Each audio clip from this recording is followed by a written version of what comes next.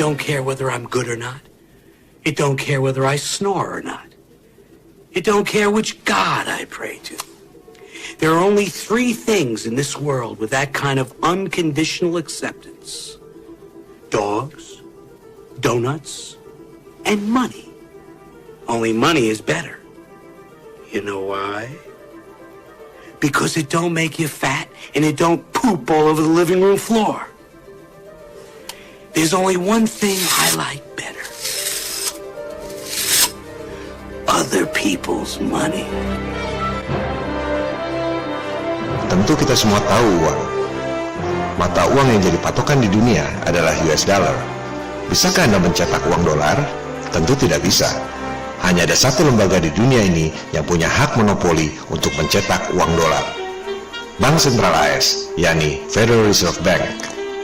Jika kita mengatakan bahwa bumi ini datar, NASA berbohong, satelit adalah scam, tentu sebagian besar orang tidak percaya. Sekarang, sekalian kita katakan bahwa Federal Reserve yang punya hak monopoli untuk mencetak dolar itu adalah swasta, bukan pemerintah Amerika Serikat. Orang pasti lebih tidak percaya. Lupakan sebentar soal NASA atau satelit. Ada swasta seperti Anda, tapi punya hak monopoli sebagai satu-satunya lembaga yang berhak untuk mencetak uang dolar. Tidak mungkin, bukan? Mari kita dengarkan penjelasan berikut.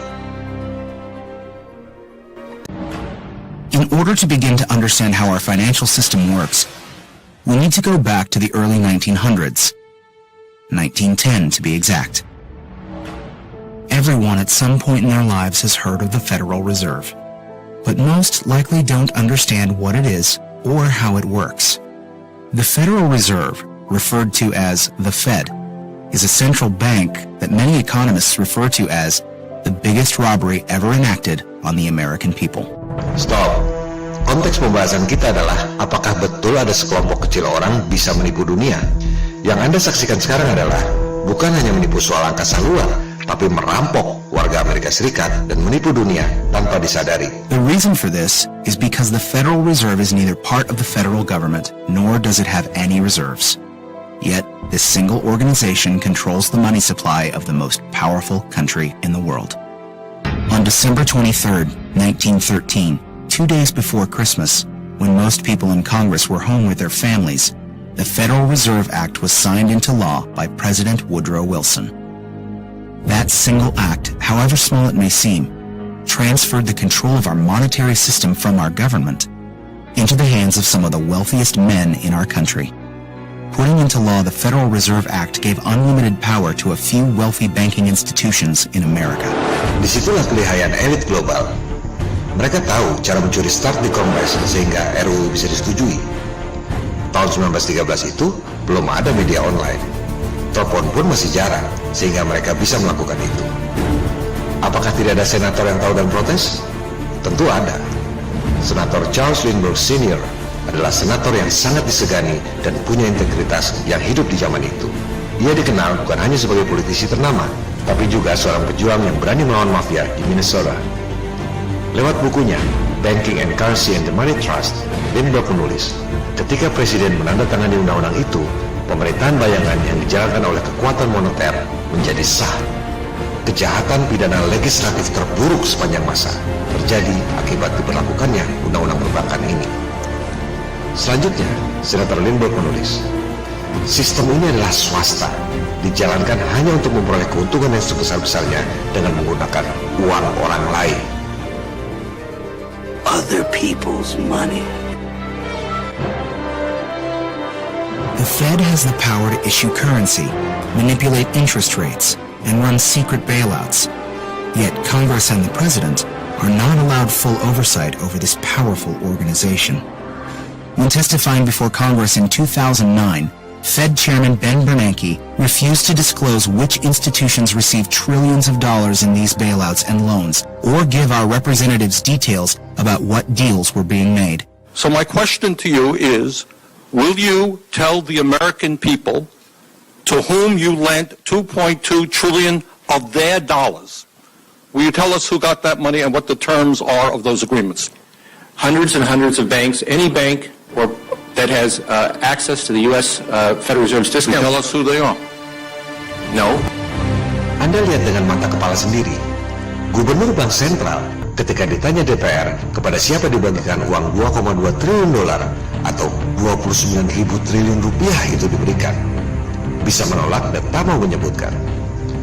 Kebohongan NASA dan satelit adalah soal kecil dibanding soal ini. Apa dampak dari bailout di Amerika itu? Semua mata uang nilainya jadi turun. Gaji Anda boleh sama, tapi 1 juta rupiah sebelum dan sesudah bailout beda nilainya. Ini yang namanya perampokan, bankster, jauh lebih kejam dari rampok bank bersenjata. The problem is we have a privately owned central bank system in the United States disguised as a government-owned system.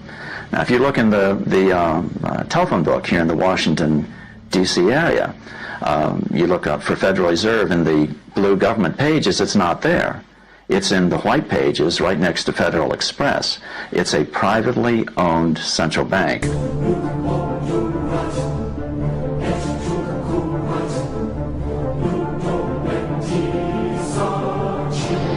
Well, first of all, the Federal Reserve is an independent agency, and that means basically that there is no other agency of government which can overrule actions that we take.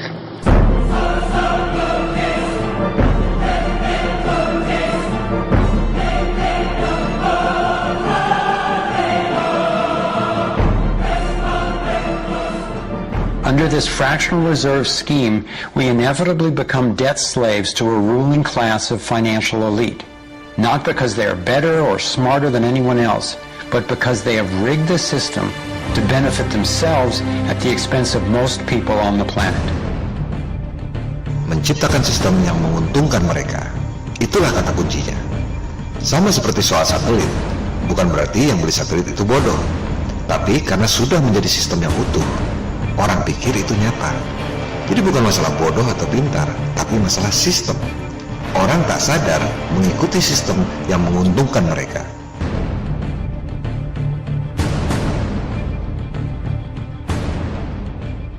This historic change of power in America is again why many economists refer to it as the biggest robbery ever enacted on the American people. Bukan saya ngomong loh, 2 kali kalimat itu dia katakan. Ketika di episode 6 saya mengatakan NASA mencuri uang Anda, mungkin banyak yang kaget. Sekarang Anda lihat sendiri, elit global bukan cuma mencuri dari biaya telkom mahal yang Anda bayar, tapi mereka merampok uang pajak warga Amerika. Mereka mampu melakukan itu. Masih heran mereka bisa bohong soal NASA dan angkasa luar? Mereka tidak peduli dengan Anda, tidak peduli dengan kita, bahkan tidak peduli dengan warga Amerika Serikat. Ini adalah politik, cara memperoleh tujuan, yaitu bangkrutnya semua negara di dunia, hancurnya semua agama di dunia, agar tunduk pada tatanan dunia baru di bawah kaki mereka, New World Order.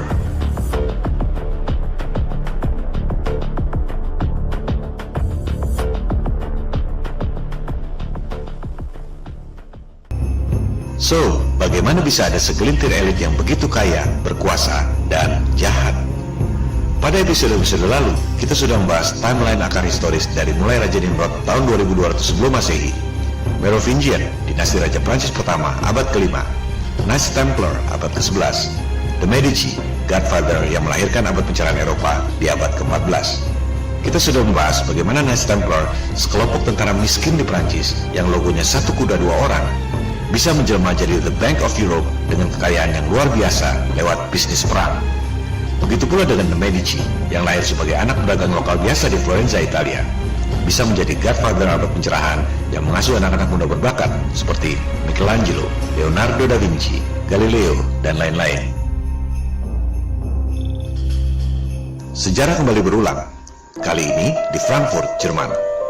Tahun 1769, ada seorang bankir pedagang emas yang tinggal di ruko lantai 5. Namanya Mayer Amsel Bauer. Ia penganut aliran mistik Freemason. Ia memasang jimat perisai merah, Rothschild dalam bahasa Jerman. Lafal Inggrisnya Rothschild. Ia pun berganti nama menjadi Mayer Amsel Rothschild. Melalui pergaulan secret societies, bankir dan pedagang emas itu menjadi kepercayaan salah satu keluarga terkaya di Eropa. Monarki terkaya di Jerman, Pangeran William IX Hesse-Kassel. Ia adalah cucu Raja George II di Inggris, sepupu Raja George III, keponakan Raja Denmark, dan ipar Raja Swedia. Bisnis Pangeran William IX Hasekesel ini adalah penyediaan tentara bayaran. Dari sinilah Rothschild belajar bahwa perang adalah proyek, perang adalah uang. Maka Rothschild menjadi bankir pedagang emas yang juga berbisnis perang. Dari sini pula lah Rothschild belajar bahwa bisnis kredit yang paling menguntungkan adalah memberi hutang kepada raja-raja. Karena di samping memiliki aset yang banyak, para raja pun memiliki pendapatan yang pasti, yaitu pajak rakyat. Royal Kingdom memperoleh pendapatan dari royalty. Satu hal yang tak diajarkan di sekolah, di Eropa dan di negara-negara maju, yang namanya bank sentral yang punya hak mencetak uang di sebuah negara adalah swasta. Raja-raja dari zaman Knights Templar memang biasa berutang pada para bankir. Tradisinya memang begitu. Tak ada kerajaan zaman dulu yang mengurus moneter. Kerajaan hanya mengurus royalti. Urusan peredaran uang diserahkan pada ahlinya, bankir swasta. Bank sentral modern pertama di dunia adalah Bank of England. Didirikan tahun 1694. Milik swasta berdasarkan konsesi dari King William of Orange. Bank sentral Prancis didirikan tahun 1716, milik swasta. Dinasionalisasi 2 tahun kemudian.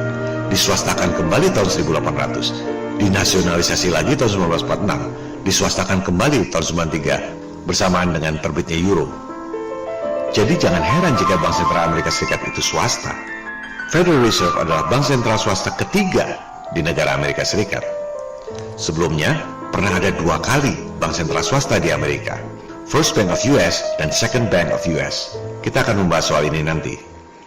Dengan menggunakan uang Pangeran William IX, bisnis keuangan Rothschild berkembang pesat dan mulai menjadi sentra keuangan Eropa dan kelak Amerika. Untuk menancapkan kuku kerajaan bisnis keuangannya, Mayer Amschel Rothschild mengirim 5 putranya ke 5 negara utama di Eropa: Jerman, Austria, Inggris, Italia, dan Prancis. Putra pertama, Amschel Mayer Rothschild, tetap di Jerman.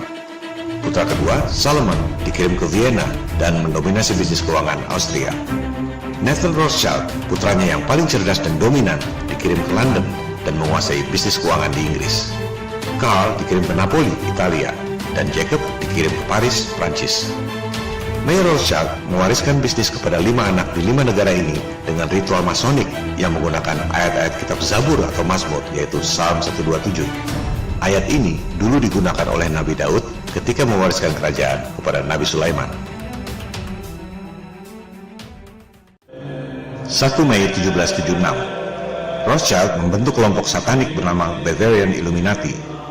Bavaria adalah wilayah Jerman Tenggara.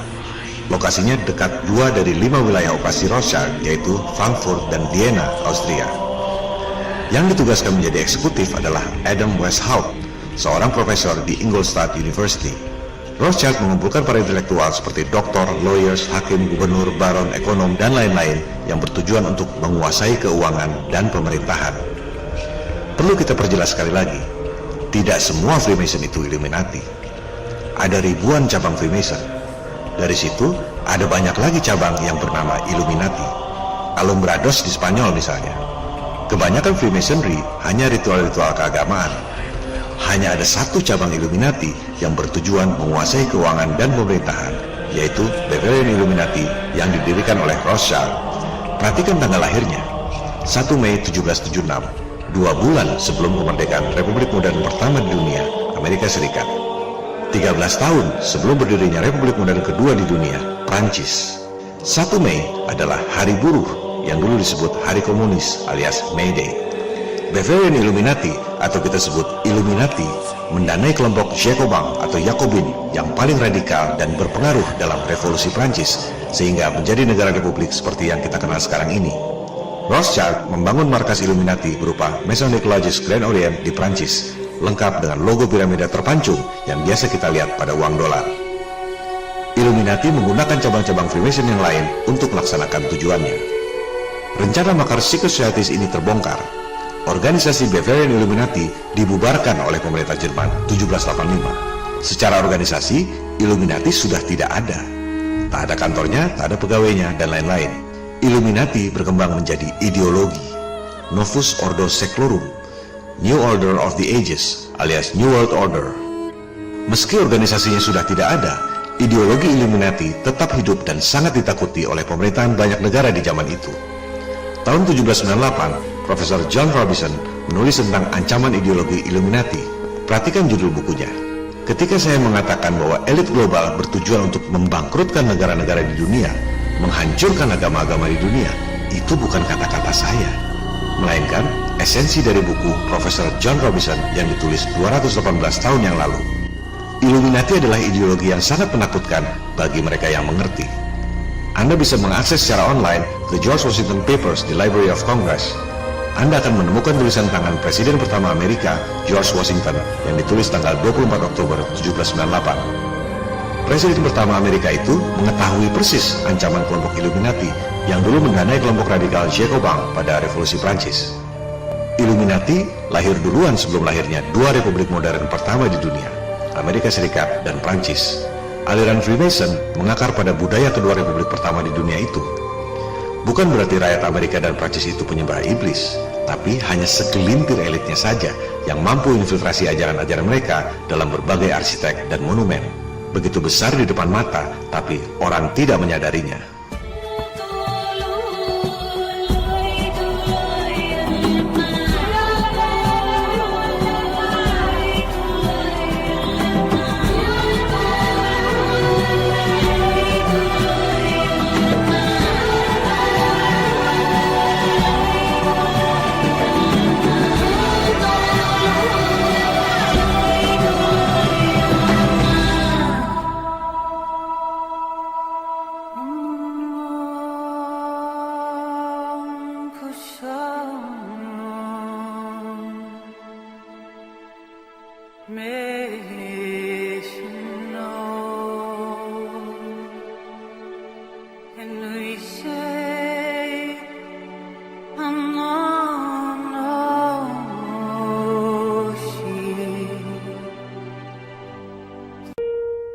Anda lihat sendiri tulisan tangan Presiden George Washington yang disimpan di Library of Congress. Illuminati adalah ancaman yang nyata, menghancurkan agama-agama dan negara-negara di dunia untuk menguasai keuangan dan pemerintahan. Zaman itu, orang melihat sendiri bagaimana Illuminati sukses mendanai kelompok Jacobin sehingga berhasil mendirikan Republik Prancis. Mengapa Illuminati ingin menggulingkan pemerintahan? Supaya dapat konsesi.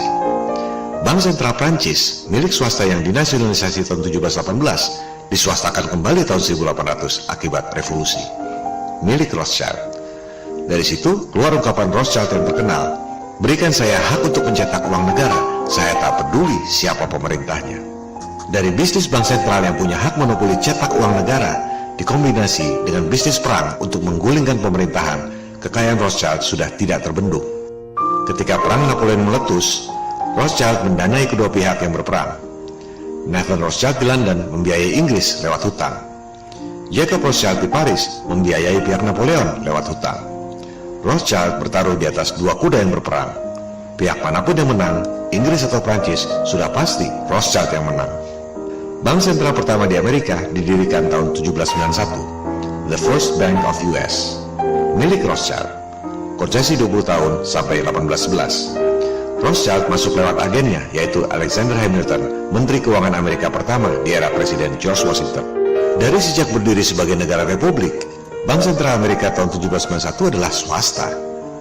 Tiap dolar yang dicetak adalah utang pemerintah Amerika kepada para bankir swasta. Sejak Republik Amerika Serikat berdiri. Ini bukan kata saya, Anda baca sendiri, itu kata Departemen Keuangan Amerika. Semua data ada di depan mata, tapi kebanyakan orang ignorant. Tahun 1811, konsesi 20 tahun First Bank of US berakhir. Pemerintah Amerika Serikat tak mau memperpanjang konsesi bank sentral swasta. Apa yang terjadi? Inggris menyerang Amerika. Nathan Rothschild di London mengatakan, kasih pelajaran pada bangsa Amerika yang tidak patuh itu. Kembalikan mereka ke status negara jajahan. Puncak-puncaknya adalah Gedung Putih dibakar tahun 1814.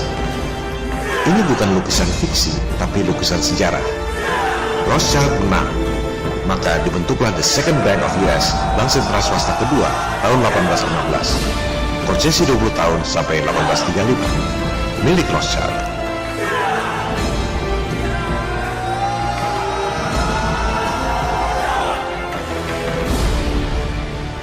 Tahun tahun 1815 itu, Rothschild sudah menjadi keluarga terkaya di dunia. Tidak tertandingi, tapi ambisinya belum selesai. Berikan saya hak untuk mencetak uang negara, saya tak peduli siapa pemerintahnya. Itulah ideologi Illuminati. Bank sentral Inggris, Prancis, dan Amerika belum cukup untuk Rothschild. Ia ingin membuat mata uang tunggal Eropa. Ia tahu semua negara di Eropa berutang padanya. Itu yang menjadi kekuatan Rothschild untuk menekan agenda pembentukan mata uang tunggal Eropa. Lewat Kongres Vienna 1814-1815, Rothschild mengundang raja-raja Eropa untuk membentuk mata uang tunggal Eropa. Ketika euro beredar tahun 1993, banyak orang kaget. Padahal Rothschild sudah berusaha mewujudkannya 180 tahun sebelumnya. Semua raja di Eropa sulit menolak proposal Rothschild karena semua raja berutang padanya. Kecuali satu, Tsar Alexander I Rusia yang tak pernah punya hutang padanya. Tsar menolak proposal Rothschild. Maka rencana penerbitan euro tahun 1819 pun kandas. Rothschild bersumpah akan membunuh Tsar beserta keluarganya. Sumpah Rothschild ini terwujud 102 tahun kemudian. Tsar Nicholas II beserta keluarganya dibunuh oleh rejim komunis binaan Rothschild. Sebuah tragedi kemanusiaan dunia yang menyisakan misteri Putri Anastasia yang konon lolos dari pembunuhan keji itu. Kita akan kembali membahas soal ini. Tahun 1848 ada 3 hal bersejarah yang dilakukan keluarga Rothschild yang merubah dunia untuk selamanya. Pertama, Rothschild mendanai agen Illuminati, Giuseppe Mazzini, untuk memimpin revolusi Italia. Perang adalah uang. Mazzini dikenal sebagai pionir rejim fasis di Italia yang kelak diikuti oleh fasisme Hitler di Jerman. Dari sepak terjang Mazzini kemudian lahir istilah mafia. Mafia adalah singkatan dari Mazzini Autorizza Furti Incendi Avvelenamenti. Indah sekali kedengarannya, yang artinya Mazzini memenangkan pencurian, pembakaran, dan peracunan. Itulah mafia. Jika mafia ditakuti di seluruh dunia, Rothschild adalah cukong yang mendirikan sejarah mafia di dunia. Bukan cuma gangster, tapi jauh lebih kejam, bankster. Kedua, tahun 1848 itu, Rothschild mendanai pembuatan master plan bagaimana agar kelompok kecil orang bisa menguasai dunia lewat perekonomian. Nama platformnya The Protocols of Zion. Ketiga, masih di tahun 1848 itu, Rothschild mendanai pembuatan master plan untuk menjatuhkan Tsar Rusia. Maka ditunjuklah cucu sepupu istri Nathan Rothschild untuk membuat doktrin komunis, Karl Marx. Orang berpikir Karl Marx adalah orang Jerman atau orang Rusia.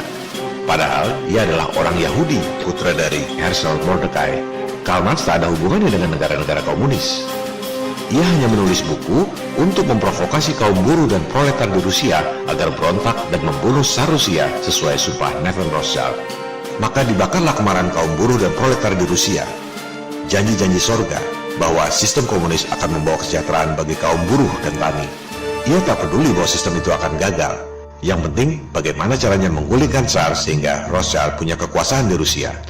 Karl Marx menciptakan janji sorga komunisme di dunia lewat 2 buku, yaitu The Communist Manifesto dan Das Kapital. Buku itu jadi buku standar paham komunis di seluruh dunia. Padahal Karl Marx tak pernah menginjak negeri komunis. Coba Anda cek, Karl Marx menulis buku The Communist Manifesto di Brussel, Belgia, tahun 1848. Kemudian Karl Marx menulis buku Das Kapital di London 1867, markas keturunan Nathan Rothschild. Dan akhirnya Karl Marx membentuk First International Communism di London lagi. Jadi jangan heran jika Soviet dan Amerika kompak membom nuklir langit selama 4 tahun. Jangan heran jika Soviet diam saja masa berbohong pergi ke bulan. Mereka adalah 2 sisi dari koin yang sama, Illuminati. Para elitnya, bukan seluruh rakyat. Kebohongan NASA dan satelit tak ada apa-apanya dibanding kebohongan dan kejahatan elit global lainnya. The Antichrist, Al-Masih Ad-Dajjal.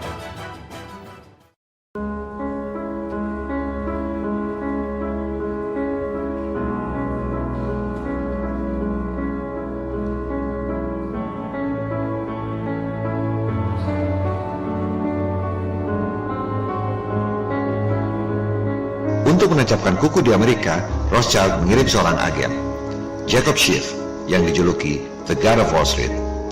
Jacob Schiff kemudian membiayai semua konglomerat Amerika saat ini. Rockefeller, JP Morgan, Citibank, Wells Fargo, US Steel, semua lahir dari tangan agen Rothschild yang brilian ini. Jacob Schiff, The God of Wall Street. Dari sinilah lahir apa yang kita sebut sebagai elit global. Sejak awal abad 20 itu, Rothschild lebih banyak ada di belakang layar. Yang tampil dominan adalah Rockefeller dan JP Morgan. Jangan harap lihat nama-nama mereka sebagai daftar orang terkaya dunia versi Forbes, Fortune, dan lain-lain. Itu semua dihitung dari pajak. Elit global justru menyembunyikan aset-aset mereka. Mereka yang punya bank-bank di Swiss, Cayman Island, dan lain-lain. Surga penyimpanan uang bagi para koruptor dan mafia. Seperti dijelaskan di awal, setelah konsesi Second Bank of US berakhir 1835, Amerika tak lagi memiliki bank sentral. Uang dolar diterbitkan oleh bank-bank daerah dan oleh pemerintah. Bagaimana caranya supaya Amerika punya bank sentral swasta lagi? Elit global menerapkan strategi menciptakan kekacauan untuk mengegolkan agenda. Order out of chaos. Taktiknya adalah problem, reaksi, solusi. Bikin problem atau krisis. Rekayasa reaksi, propaganda lewat media. Dan pura-pura menawarkan solusi. Padahal solusi itu adalah agenda yang sudah dirancang dari awal. Bankster ini sama seperti preman pinggir jalan. Bagaimana caranya supaya preman dapat duit dari kendaraan yang lewat? Dia bikin problem, tebar paku di jalan. Begitu ada kendaraan kempes, bannya kena paku, ia bereaksi, pura-pura menawarkan solusi, jasa tambal ban, sambil ketok minta harga tinggi. Padahal memang itu agendanya dari awal. Taktik membuat bank sentral swasta persis seperti itu. Amerika sudah 75 tahun tak punya bank sentral sejak dibubarkan tahun 1835. Bagaimana caranya supaya ada bank sentral swasta lagi? Problem, reaction, solution. Tahun 1907 mereka bikin problem. Jacob Schiff pidato di Kongres, kalau tak ada bank sentral maka perekonomian Amerika akan runtuh.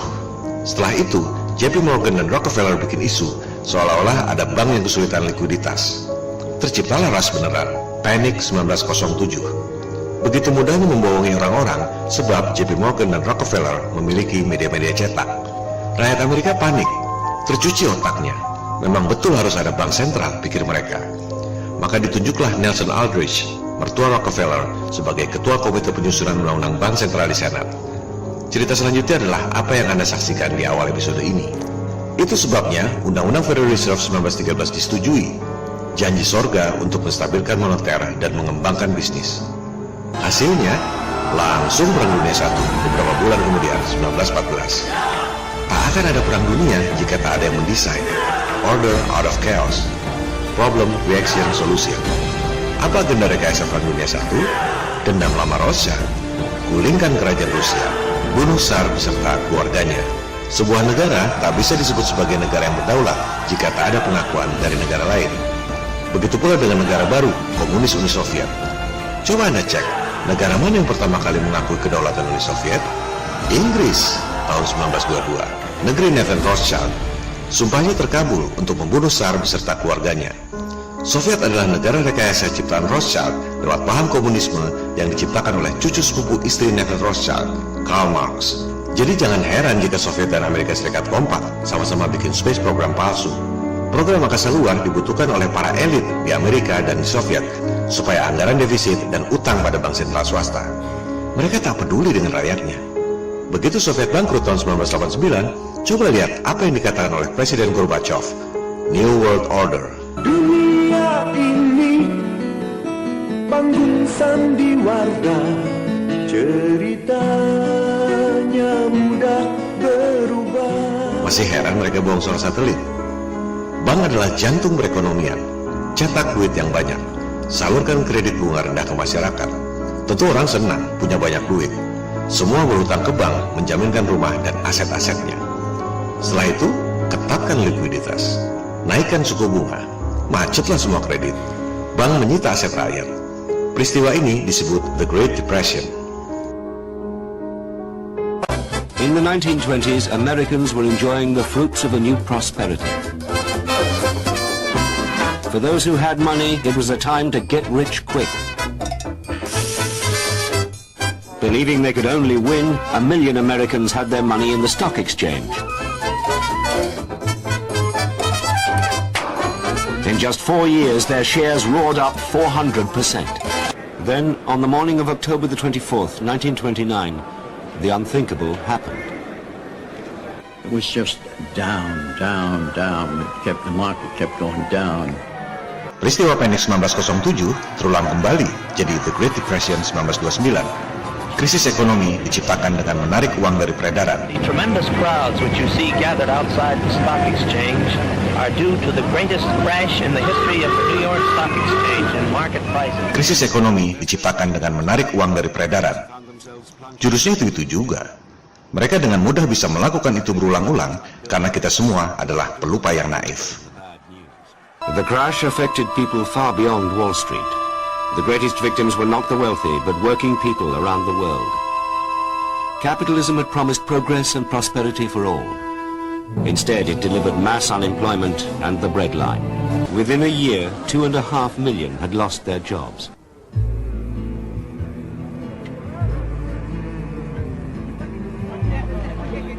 Laid-off men were driven to despair, victims of a process they couldn't understand. We haven't got no work, we can't get no work, we're looking for work. We can't get no work, but we will by someday in the future. Mereka tak punya belas kasihan.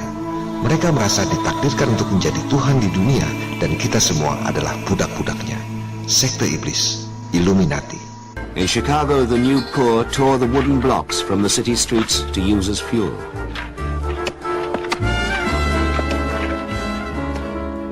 Amerika sudah bangkrut dari tahun 1929. Katanya Bank Sentral didirikan tahun 1913 untuk menjaga perekonomian. Yang ada justru merampok rakyatnya sendiri. Apakah bangsa Amerika sebodoh itu? Bukan masalah bodoh atau pintar, tapi karena percaya dan mengikuti sistem yang dibuat oleh elit global yang sengaja dirancang untuk menguntungkan mereka dengan merugikan semua umat manusia di dunia. Waktu Great Depression 1929-1933 itu, para petani memanggul senapan untuk melawan bankir yang datang untuk menyita aset mereka. Zaman itu, bandit perampok bank menjadi pahlawan, simbol perlawanan terhadap ketidakadilan. John Dillinger contohnya. Selesai merampok bank, ia berbaur dengan masyarakat. Dan tak ada masyarakat yang mengadukannya pada polisi, karena perampok bank itu dianggap sebagai pahlawan yang melawan sistem yang korup. Para bankster ini belum puas dengan menyita aset-aset rakyat yang dijaminkan ke bank. Mereka tambah dengan merampok emas milik rakyat. Caranya lewat kepres yang diterbitkan oleh Presiden Roosevelt, salah satu pentolan Illuminati. Rakyat harus menyerahkan emas yang dimilikinya dengan alasan untuk menyelamatkan perekonomian. Ancaman hukuman penjara 10 tahun. Ini adalah perampokan yang luar biasa. Kebohongan NASA dan satelit tak ada apa-apanya dibanding semua ini. Di era Presiden Roosevelt inilah, tahun 1933, diterbitkan lembaran dolar baru yang masih digunakan sampai sekarang. Piramida terpancung, All Seeing Eye, Dajjal bermata satu. Gambar-gambar itu bukan budaya Amerika. Jika Anda melihat kamus, Anda akan paham arti anagram, rahasia huruf kata yang diacak di beberapa kalimat. Pada kalimat yang tertera di lembar dolar itu, Anda akan menemukan anagram Mason, Novus Ordo Seclorum, New Order of the Ages, New World Order. Gambar-gambar itu sama sekali bukan budaya Amerika, tapi budaya sekte iblis Illuminati. Ini menunjukkan bahwa tahun yang tertera di situ, 1776, bukan mengacu pada hari kemerdekaan Amerika, tapi pada hari lahir Illuminati, 1 Mei 1776. Figur Presiden Roosevelt ini berkacamata dan mengisap pipa oleh orang-orang Inggris dijadikan parodi sebagai penjahat Batman, Penguin. Other people's money. Elit global belum puas dengan semua itu. Maka dirancanglah Perang Dunia Kedua yang meletus masih dalam era Presiden Roosevelt. Problem, Reaction, Solution. Apa agenda tersembunyi yang seolah menjadi solusi Perang Dunia II? Dibentuklah 3 badan yang suci dari yang suci dunia saat ini. The Holy of Holies, PBB, World Bank, dan IMF. Kebohongan NASA dan satelit tak ada apa-apanya dibanding ini. Coba Anda perhatikan. Setelah berdirinya PBB 1945, justru lebih banyak perang yang terjadi. Perang Israel-Palestina, Perang Korea, Perang Vietnam, Perang Kongo, Zanzibar, Ethiopia, Bosnia, Perang Teluk, terlalu banyak untuk disebutkan satu persatu. Perang adalah uang, proyek besar bagi kontraktor perang dan industri militer. Dengan adanya perang, anggaran negara menjadi defisit, utang pada bank sentral swasta. Perang adalah strategi jitu untuk pemusnahan ras, genocide, depopulasi, program penyedikitan umat manusia. Itu sebabnya Presiden kita, Soekarno, keluar dari PBB tanggal 7 Januari 1965 karena ia tahu lembaga yang suci dari yang suci itu adalah sandiwara belaka. Dunia ini Perpanjangan tangan dari para elit yang ia sebut sebagai neokolonialisme dan imperialisme, penjajahan gaya baru. Gedung PBB yang megah di New York itu dibangun di atas tanah hibah dari Rockefeller tahun 1948 sebagai hadiah atas pengakuan PBB terhadap negara boneka Israel yang didirikan oleh para elit untuk memecah belah dua saudara keturunan Nabi Ibrahim, Bani Ismail dan Bani Israel. Coba Anda perhatikan, sejak ada World Bank dan IMF 1945, justru lebih banyak krisis ekonomi yang terjadi. Padahal jurusnya sama saja. Krisis ekonomi diciptakan dengan menarik uang dari peredaran. Persis seperti yang terjadi pada Panic 1907 dan The Great Depression 1929. Semua orang tahu, krisis moneter Asia 1998 terjadi akibat ulah spekulan. Mereka tak peduli mata uang Asia hancur, pabrik-pabrik tutup, PHK dan pengangguran. Dan betapa naifnya ketika George Soros datang ke Indonesia, orang menyambutnya dengan karpet merah dan mengeluh-elukannya sebagai orang kaya yang sukses. Ketika terjadi lagi krisis 10 tahun kemudian, 2008, orang sedunia kaget lagi. Padahal jurusnya itu juga. Ekonomi dibiarkan menggelembung, setelah itu dibuatkan pemicu hingga semuanya runtuh. Sampai kapan kita mau jadi pelupa yang naif? NASA adalah bagian kecil dari sistem yang besar. Jadi bukan tiba-tiba NASA bohong sendirian. NASA adalah bagian dari konspirasi global. Mesin untuk membuat anggaran negara defisit sehingga harus hutang tiap tahun pada bank sentral swasta. NASA juga merupakan mesin bisnis yang ampuh, mengeruk duit rakyat sedunia lewat berbagai ilusi teknologi komunikasi. Jadi jangan salahkan orang yang beli satelit. Mereka beli dengan uang sungguhan, bukan bikin sendiri. Bagi elit global, jangankan cari uang dengan menipu satelit. Emas milik rakyat Amerika pun mereka jarah terang-terangan tahun 1933. Jangankan menipu satelit di angkasa yang tidak kelihatan, duit dolar di dompet Anda pun mereka bisa kibuli. Anda pikir dolar itu uang yang di-backup dengan emas, mata uang yang paling terpercaya di seluruh dunia. Padahal itu adalah surat utang kepada bank sentral swasta. Apa sasaran akhir dari elit global, Illuminati? Apa yang akan mereka lakukan dengan hutang-hutang negara yang sudah pasti tak akan bisa dibayar? Itu akan dijadikan senjata untuk memaksakan deal baru, mata uang tunggal dunia di bawah sistem yang mereka ciptakan. New World Order, One World Currency, One World Government. Mereka akan menanamkan chip di tubuh Anda. Paspor, kredit card, asuransi, dan riwayat kesehatan dimasukkan dalam chip itu sehingga Anda tak bisa menolaknya. Inilah yang dimaksud dengan Mark of the Beast. Jangan pikir ini science fiction. FDA di Amerika sudah menyetujui sistem chip ini. Jika melalui pemaparan ini Anda masih merasa bahwa PBB, World Bank, IMF, NASA adalah lembaga yang suci dari yang suci, lembaga penyelamat dunia yang terpercaya, maka pemaparan ini bukan untuk Anda. Silakan pegang apa yang Anda percaya. Tentang konspirasi bumi datar ini, tak ada yang memaksa Anda untuk percaya, dan tak ada yang berhak melarang Anda untuk percaya. Tak perlu bermental fasis seperti Hitler yang semua orang harus setuju dengan pendapatnya sendiri. Bebas-bebas saja. 90% adalah followers, mengikuti saja apa kata mayoritas dan otoritas. Yang membuat perubahan bukan followers yang mayoritas itu, melainkan justru sekelompok kecil orang. Jika lewat pemaparan ini Anda merasa bahwa mungkin ada kebohongan yang diterapkan dalam sistem, barulah kita membahas soal flat earth. Jadi berangkatnya dengan mempertanyakan sistem yang ada sekarang dulu, bukan tiba-tiba mengajukan teori baru. Flat earth adalah simbol perlawanan terhadap sistem yang zalim. Pada episode terakhir, realitas flat earth, kita akan simpulkan apa yang sebaiknya dilakukan. Kepada siapa sebaiknya flat earth didiskusikan, tak perlu pada semua orang. Setelah itu, kita akan simpulkan beberapa pertanyaan tentang flat earth, seperti matahari dan bulan, siang dan malam, pergantian musim, meteor, apa yang ada di perut bumi, dan lain-lain. Terima kasih.